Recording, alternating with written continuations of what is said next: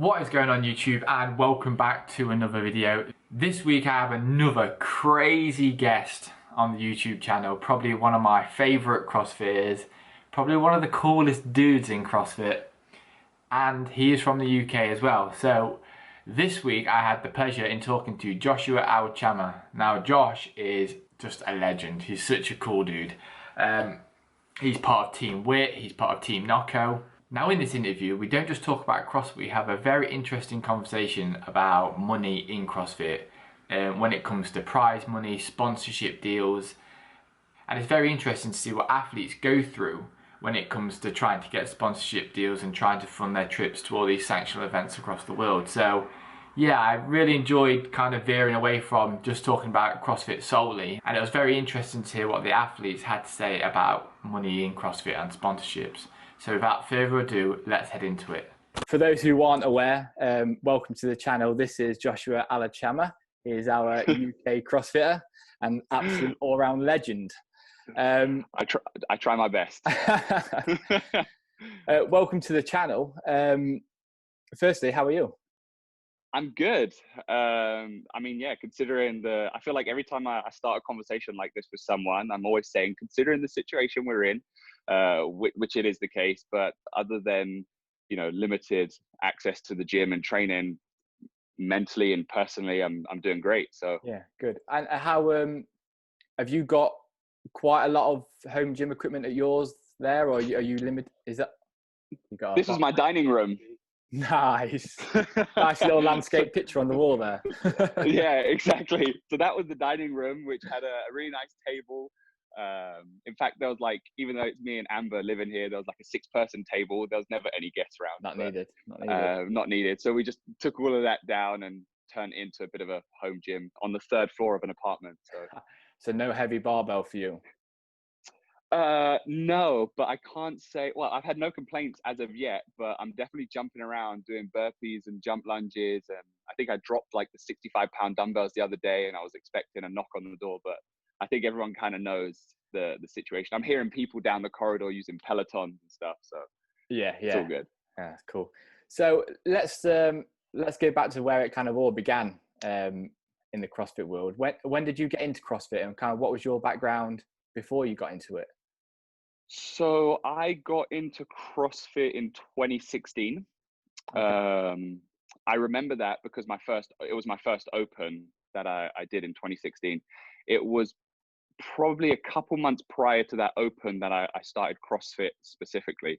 Yep. And before that, I was doing more bodybuilding style of like a more bodybuilding type training, training with some absolute units in Tottenham, in London. And I then got to a point where I was kind of bored of my training.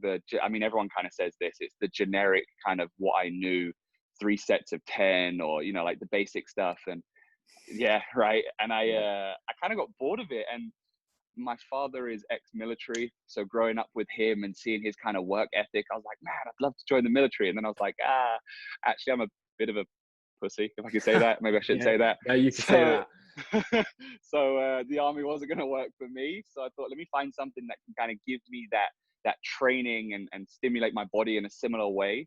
Yeah. And that's what kind of led me down the road of finding CrossFit. And then once I did it, I remember I went into NWK in Kent was the first gym that I tried out, and I walked in just to see what was going on. They invited me down to have a little look, and I saw guys ripping their shirts off, and I've come from an environment where it's like tops on at all times, like very restricted, and I was like, I don't know if I could do this actually. And the guy was like, just do a trial session. I did a trial. I think I said, look, if I'm going to do this, I want to advance this trial session. I don't want to be doing like 1 week of intros. Can we get it done in 2 days? And I'm like, okay, cool, let's do it. So we did it. And then on my 3rd day, they put me in a class and I ripped my shirt off, and that was the end of it. I was like, I'm a CrossFitter. I was literally in the same boat. I came from a bodybuilding background, did like a couple of physique shows. And I remember seeing CrossFit. I'm like, no, I'll never do that. I'll never do that. Yeah. And then I got not necessarily bored in my training, but I just wanted to kind of switch it up for it. So one of my mates suggested doing CrossFit maybe twice a week just for a bit of cardio. Yeah. Went down. It was a rowing and wall ball workout, and I got absolutely beasted by a lot of guys that were a hell of a lot older than me and didn't look in great shape. And you're like, what the hell is going on? Yeah, I thought I was in like decent nick. absolutely humbled. I'm like, right, I need to go back at that. Anyway, after probably about 3 weeks, I'd signed up to a full membership.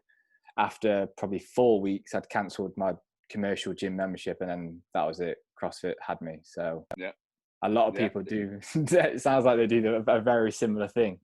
Well, it's funny because you can look at CrossFit from the outside, and I know it's kind of changing a little bit now. It's not as much the way it was when I first started, but I remember when I first started CrossFit, and I'd tell my buddies in the gym that were doing bodybuilding and stuff that I'm going to do CrossFit, and they're like, "Oh, everyone in CrossFit has terrible form," and the generic stuff that you always hear. Yeah. Less of now, but you still get a little bit of it. And it's not actually until you do it and you're in it that you realize that there is the possibility of bad form and people making mistakes and silly things, but you see that in every kind of fitness industry. So I think once you really take the time to learn, like for instance, okay, kip and pull up, typical one. Everyone's like, oh, kip and pull up is a cheating pull up.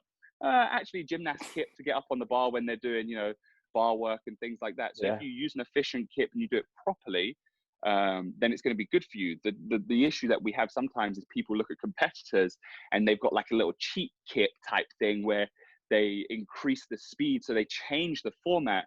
And any kind of new person looking at CrossFit sees like the top end competitors going, oh, well, they're doing it like that, so I need to do it like that. But no one learned like that. Like my kip didn't look that way, kind of training as it does when I'm competing. And it's those kind of things that we constantly are trying to change people's frame of mind when it comes to it. But I remember when I first came into it, that was a common thing I heard all the time. But I fell in love with the fact that I could actually physically do things, and that was more appealing to me. It wasn't just a case of picking up a dumbbell and doing a bicep curl, but if I wanted to run and jump a wall for whatever reason, not that I do, but if I did, I could.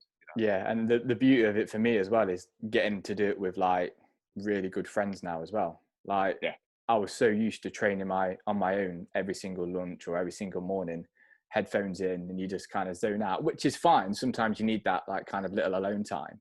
No, but community is next level. Like you need this. And me and my girlfriend Amber talk about it all the time. We're fortunate now that we can literally go anywhere in the world. We can live anywhere, and all we have to do is sign up to a CrossFit gym, and we're going to make friends because we've all got a similar mindset. Yeah, 100%. Like especially during this kind of lockdown period, it's just kind of hit home how much we rely on that community aspect of the box and talking to someone every day, even if it's just like a general conversation in between sets. Hey, what's up? Yeah, it's that kind of communication you get every single day with a variety of different people, because you get different people attending different classes. And it's not until kind of this lockdown period I've realized how much that hour a day or 2 hours a day impacts my week. Oh, for sure. It's crazy. So I don't think I could ever go back to the commercial gym now. Maybe just to do a few beach sets, but no, I'm with you. I mean, I'm not a super social person. I'm not out in bars or all that or anything like that. So for me, being in the gym, it is my social network. So I definitely feel that effect at the moment, not having that little interaction. And sometimes I go into the gym and I have to get my head down and get work done, but you have these little interactions, so you don't realize the impact that they have on your day. So you're completely right. 100%. And when you started CrossFit then, was it kind of clear from the offset that you had potential? Did coaches kind of think this guy looks fucking good, or is it something you kind of had to really graft away at? Because some people, like we have people walk into the gym now and then like within 2 sessions they're like, wow, they look good. It was that kind of no, I think my coaches thought I was a bloody idiot, to be honest with you. Because it was like a week in and I was like, I'm going to make the games. And I didn't realize until I became a coach how many people say they're going to make the games, right? And then I remember when I became a coach and I was like, oh my God, this is exactly what the coaches were going through with me. And I was doing this.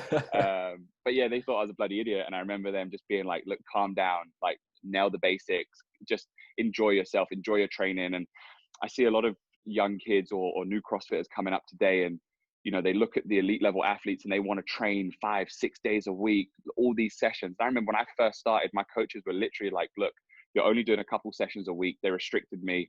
I think I did 2 barbell sessions a week and 2 CrossFit sessions, and that was it. And they were mixed. So, and that's how I was for, the first year. So whenever I get people coming to me now being like, oh, I want you to program for me, and I want you to do this, and I want you to do that, and I want to be a pro athlete. And I'm like, okay, cool. How much time you spent in a box? oh, well, I haven't been to one yet. Yeah. Well, maybe you should try a year with a Yeah. coach in person before you even think about that stuff. I think the volume definitely was a surprise for me, because I remember when I went from like 2 or 3 sessions a week, I was like, oh yeah, I'm going to do like every single evening now. And you get down to like Saturday and Sunday, you'd be like, oh my God, broken. my body is, I've never used. And not even just the broken phase of it. Like if you do want to compete, you have to also think about, are you going to do you compete well under fatigue, or are you just smashing yourself into the ground 24/7, and then you come to competition day and you have a bad competition and you're like, oh, I don't know what happened. Well, the truth is you probably overtrained and didn't really focus on anything. But going back to your question, did I know it was going to be something from the get-go that I wanted to do? Yeah, because I came from an environment where I wanted to do something performance-based. When I say performance, I mean skill performance, but also putting on a show for people, because I come from a world of where I used to dance, and I like the aspect of getting the crowd on board and having some fun with it. So that also is a big part of it for me. So that definitely comes across as well. So I mean, I try, and it's not forced or anything like that, but it really is genuinely just having fun. You want, and I always say, if people turn up to a venue to watch me compete, the least I can do is put on a show, because they're paying their money to support me. So I want them to remember that as well as my performance, and that being a key point of what I'm doing. But I kind of knew from the get-go, once I watched the first CrossFit Games and the show that they put on, and watching Rich Froning, and it's real nail-biting stuff, and I wanted to be part of that. And when was the kind of turning point for you then? Was there kind of a certain comp or anything that kind of happened that was significant in kind of you taking it to the next level? I feel like everything kind of progressed naturally. So, I didn't really plan anything to be like, this is going to be this and this is going to be that. But I mean, you could definitely say that regionals was a turning point for sure. I mean, to make the last regionals that they ever had was awesome. But what I kind of did is I spent a couple months in CrossFit. Then I did a local competition. I was terrible, but did a local competition, got the buzz, did another local competition, then started building, and never really returned to a competition as such. Some will say that's a good thing, some will say it's a bad thing, but I never kind of went back on something. I always tried to progress to the next thing, and see how I could better myself through it then. But I would say the turning point, regionals, was kind of where I said, right, been to regionals, now like what's next? What can I do? Where am I as an individual?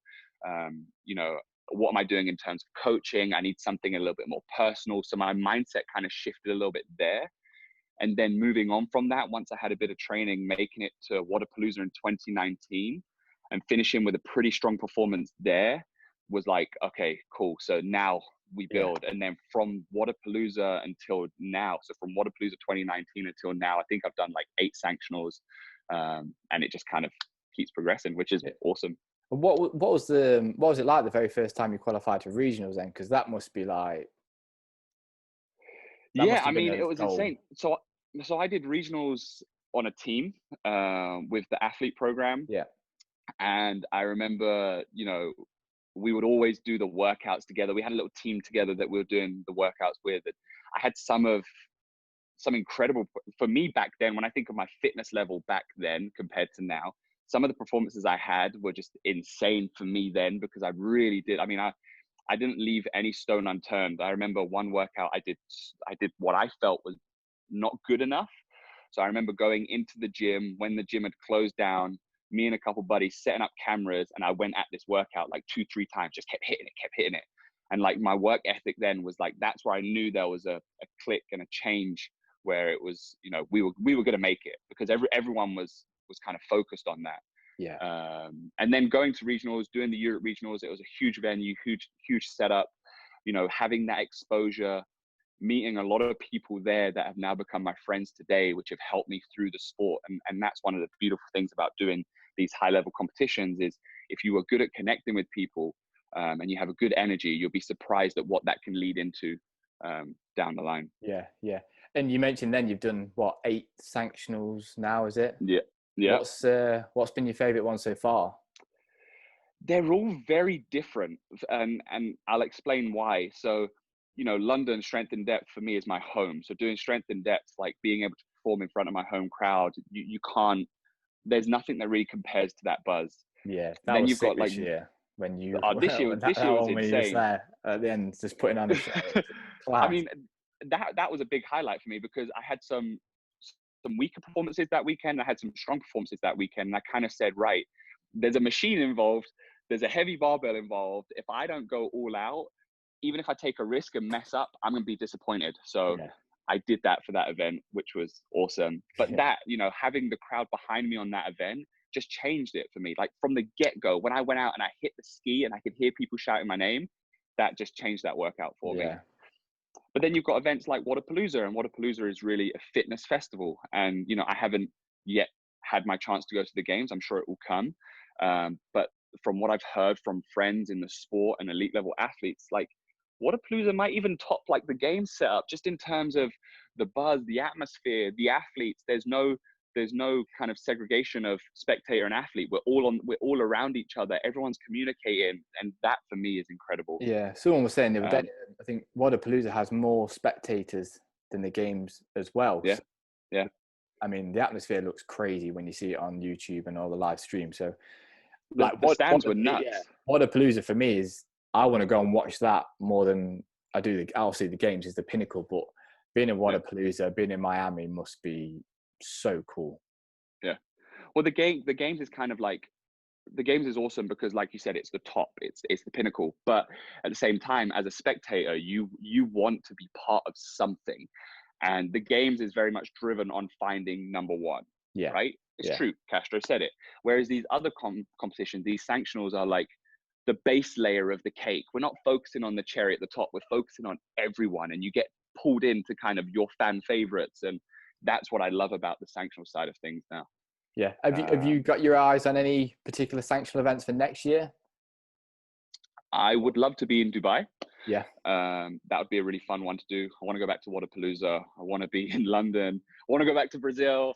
I mean, it's just like, again, you know, back to the previous question, in terms of, I went to China and, you know, they did events that used like a stone lock, which was, you know, part of their heritage. And then events like Brazil, where sport is so up and coming that the spectators really get on board again. So there's so many great sanctionals out there. It's hard to answer that question and say, where do you want to be? Because if I get an opportunity and I qualify and it works out financially in my plans, I'm going to go. Because, you know, some people will say, well, you should kind of sit back and really focus on the ones you want. But if I did that, I wouldn't have got some of the experiences that I got in the first half of this year. And then look at it now, there is no sanctionals. So you're glad you crammed them all in at the start of the year. Exactly. You mentioned then kind of the games being obviously the end goal, and you kind of said then it'll be kind of a matter of when, not if. What's your kind of goals for that? Have you got a year like you would like to go? Have you got like a number in your head, or is it just kind of, we'll go with the flow, see what happens with the sanctionals? Yeah, I mean, everything's changed a little bit now. So with what's happened with the pandemic and things like that, I was on a really good roll. You know, I've been Wadapalooza. I took Sam Briggs, Mickey Smith, and Harriet Roberts, and our first time ever working out together was on the first day of Wadapalooza this year, and we managed to book a ticket. Obviously, because of the girls going in the individual, we declined our ticket and it went to next place. But that already just again lit a fire, made me realize, okay, this is possible. Okay, maybe that was in a team. But then I did other competitions like Pandaland, where I was 2 spaces out from getting a potential ticket, and then Brazil, where I again 2-3 spaces out. So I mean, I'm knocking on the door constantly. Yeah, very close. So I feel like there's the ability there, especially if you go to some of these high level competitions where, you know, I think I can podium at the high level competitions, but even if you don't, if everyone in front of you's got a games ticket, obviously if this pandemic hadn't come around, then there's obviously the pushback. So there's a lot of opportunity. So it's not a case of if, it's just when I'm going to get there. In terms of my plan, I was kind of thinking finish off this year with sanctionals initially, and then next year kind of hone in on the ones, like still go to sanctionals for kind of like performance and fun, but not kind of focus on them too much, but have the specific sanctionals that I know that I can compete well in. And I say that because each sanctional has a type of format, a type of play they like to use. So once you do a few of them, you figure out which kind of country works best for you, climate, heat, all of that kind of stuff, Yeah. plays into your performance. And then I was going to kind of hone in on how I was going to do it. So, That's cool. I mean, that changes a little bit now because training's been thrown off. So it might get pushed back another year or so. We'll see how it happens. And then there's also the open, Yeah. I've never really felt as though I was an open athlete, but in 2019, again, I was knocking on the door. I came third. So there's just, There's options. yeah, there's so many options. Yeah. The fact that there's sanctionals now and you could travel the world and have fun too. Like, I just think there's many opportunities.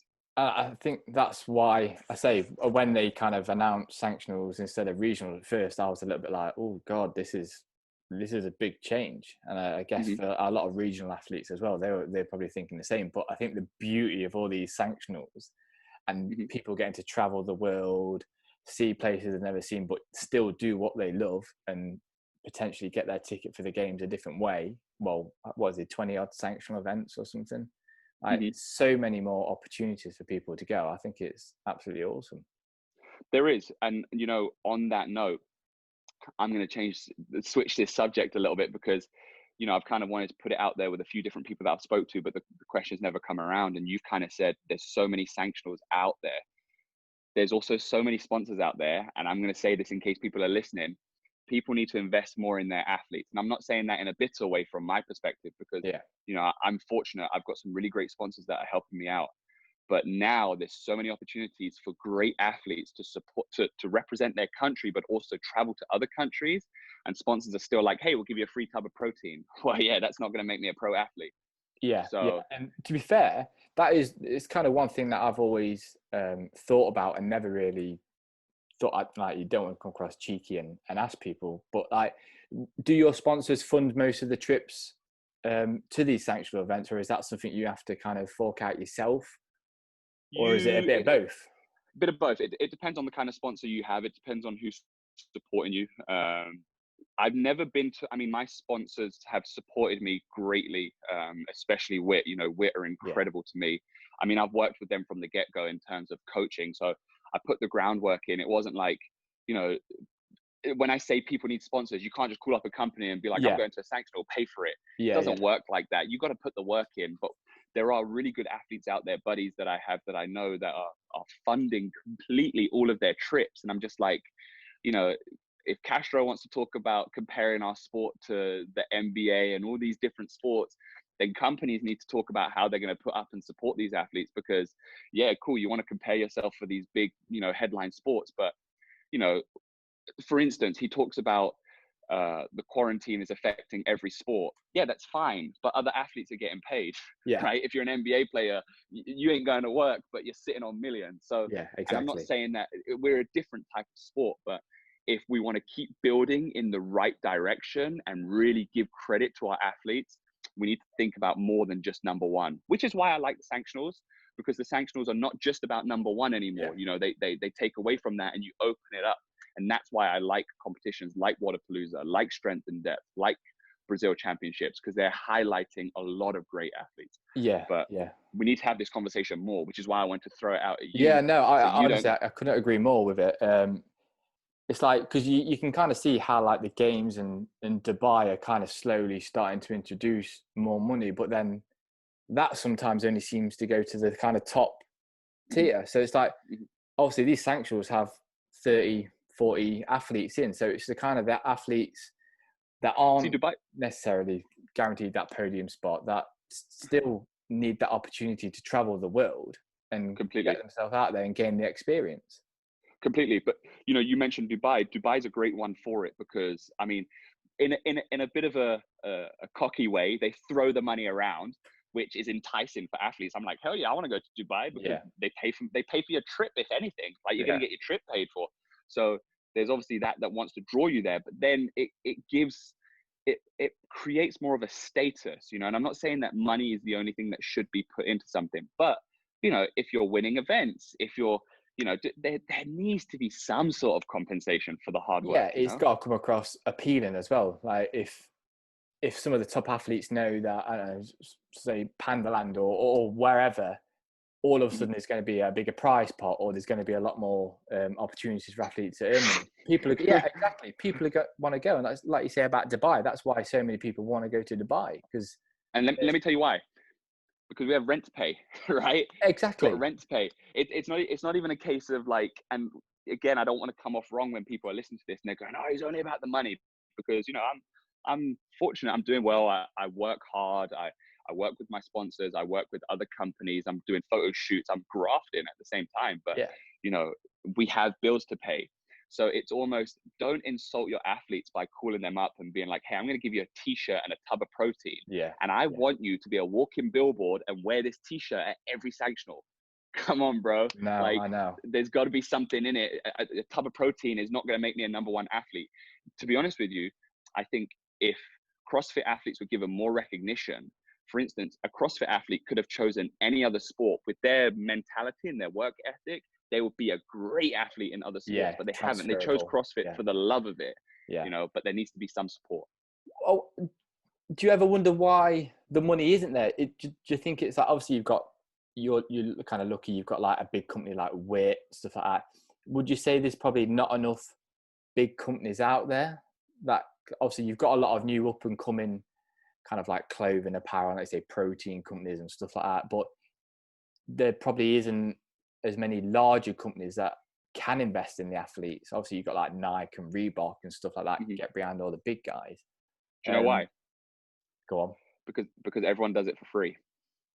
Every athlete coming up through the ranks, especially if you're a little bit more trendy and you understand TikTok and you understand Instagram and you get yourself a few followers, and then a company hits you up and goes, "You know what, I'm going to kit you out with all of our kit," and you like their brand, most young kids and most newbies are going to go, "Hell yeah."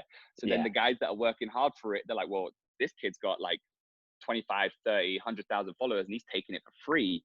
Why am I going to pay you just because you're a pro athlete?"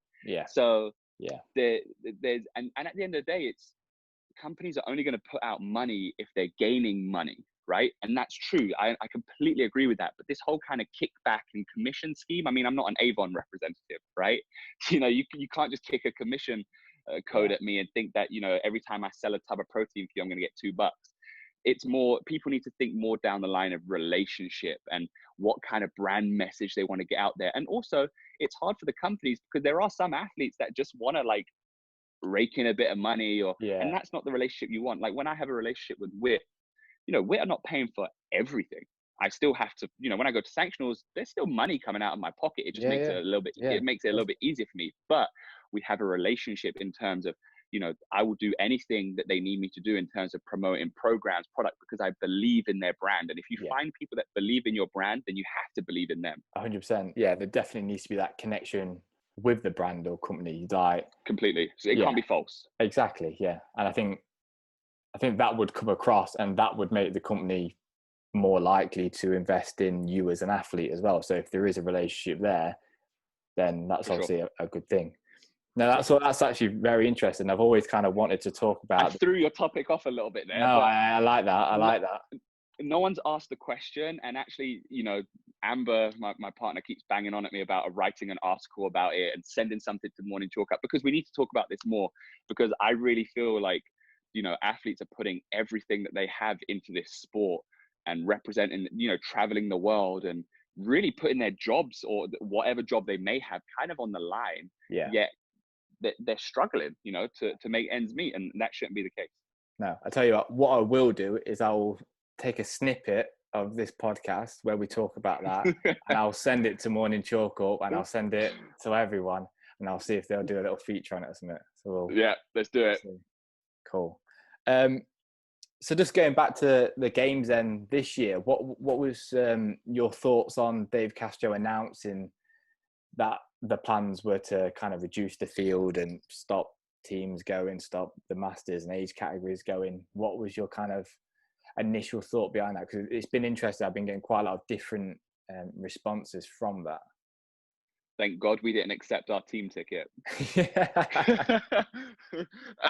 No, that was a joke. To be honest with you, I've gone back and forwards about the whole idea and what he's done. And 1 minute I'm like, I've said some words about Castro that I probably shouldn't, and at other times I'm like, oh, well, what is he supposed to do? Like, hands are tied. There's many sports that are not really doing anything. I mean, you're only seeing the UFC happening with 2 people and no spectators, and no other sports are actually going ahead. So the fact that he's trying, top credit to that. However, do I think it's the right thing to be done? Well, when I look at people like, let's take, and I'm gonna throw some names at you just because there's people that I really like, but let's take PD Savage for one, from Ireland. You know, I love PD Savage. I think he's awesome. I think he's a great athlete. He's grafted. He's gone through some serious injuries, but he managed to make it this year. I don't know how he's looking in terms of injuries. Potentially, there may not be the best longevity or length in the sport for him. So this might have been a year or next year potentially, but this might have been the time for him. And there's a lot of other athletes like that are losing that opportunity. Yeah. And like when we talk about before, working your ass off with zero financials, and you make that one point in your life that you really want to get to, and it's taken away from you without any regard. And Castro sits there and goes, well, I only care about number 1 male and number 1 female. Yeah. That kind of boils my blood a little bit, because I think the number 1 male and number 1 female are not really the athletes within our sport that are doing the most for the community. So, and if you want to talk about being a community-based sport, yeah, I think then there needs to be a different way of looking at it. Now, what would the solution have been? I don't really know. Could they have completely ground-halted everything, postponed it, thrown it over to next year, maybe not done an open?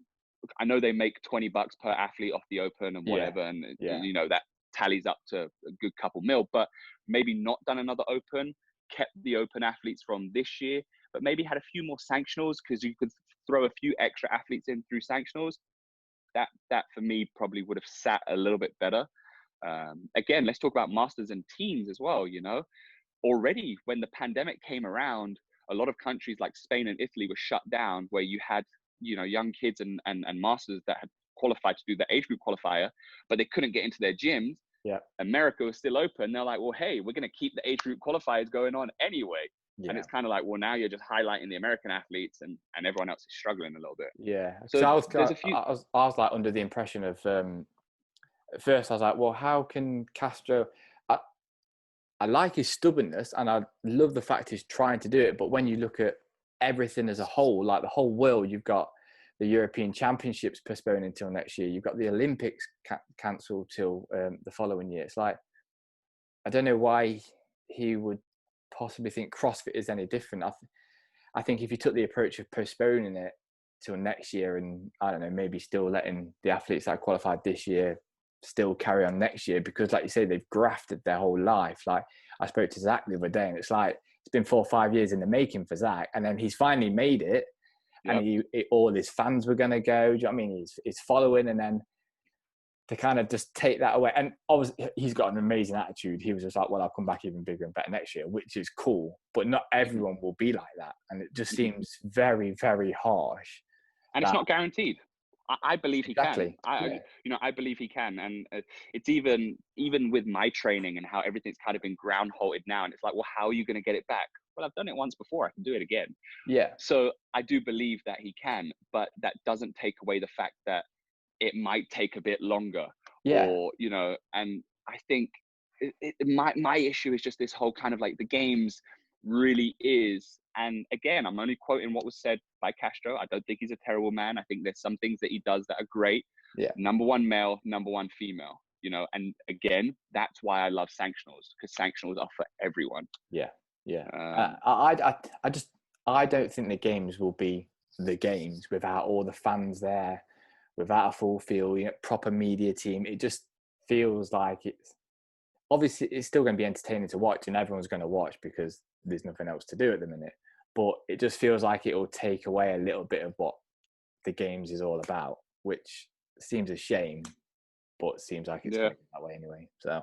Yeah, I agree. You know, at least, and then the best thing about kind of hearing that news, even though we're not part of it, that really was like, wow, okay, the community are doing something, is when Rich Froning piped up and was like, cool, you're not going to take the teams. I love teams, Mayhem Madness, come and join me. And I think people need to do more of that. Like, do I believe that Live Loud can become like the new games in terms of like Wadapalooza, and they own Madrid and all, and create like a global thing? Hell yeah. And I think companies need to now not be afraid to start something up like that, because there are so many athletes that are willing to get behind these other competitions too. Could you see it going that way? Because obviously Live and Loud obviously have a lot of competitions now.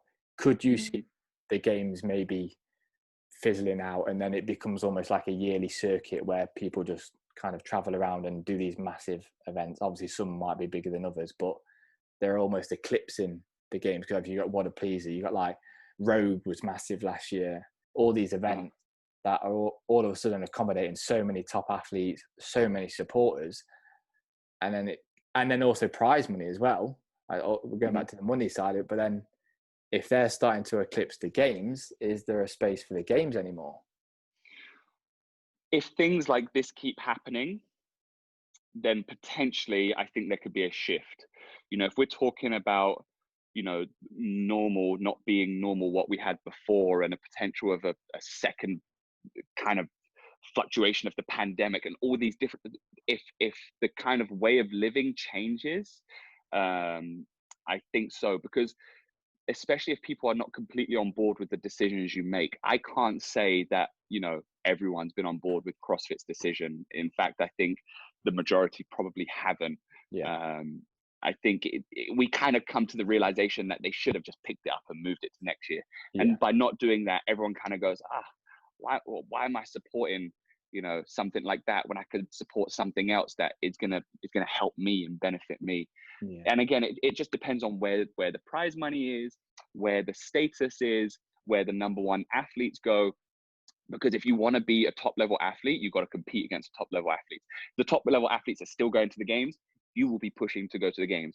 If all the top level athletes are going to Wadapalooza, which a lot of them are now, which is incredible, you can go to Wadapalooza and get your experience, you know? So I think, it just depends on where everyone collectively as a group decides to go.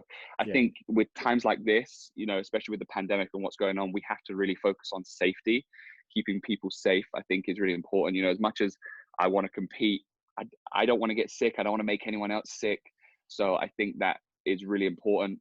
It's who knows? I think it's always a confusing one with CrossFit. You know, at first you weren't allowed to wear Nike shoes to an event, and now you can. So like there's all these walls that are going to slowly get broken down, I'm sure, and there'll be a shift. Yeah, no, definitely. Look, it's always great to share, and it's always good to talk. And I'm not saying that I have all the ideas, and I definitely don't have the ideas, but I have a lot of strong thoughts and opinions, especially about this sport, because I love the sport and because I believe in the sport.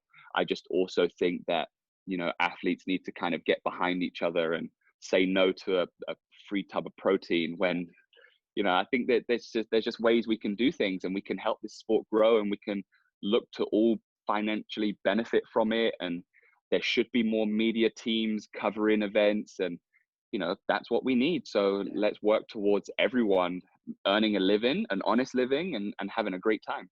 100%. No, it's been awesome having you on the channel, Josh. I appreciate you coming on, man, and taking the time out. Thank you so much for having me. It's been great. That's cool, man. Hope you have. What time is it there, by the way? It is now 10:47 in the morning. So cool. I've already taught a class just before I had a chat with you. I'm going to do some training, probably go for a walk, grab a smoothie. Nice. That's my life now. Living the dream. No, cheers, dude. Enjoy the rest of your day. Appreciate it, my man. Thanks so much. Catch you later.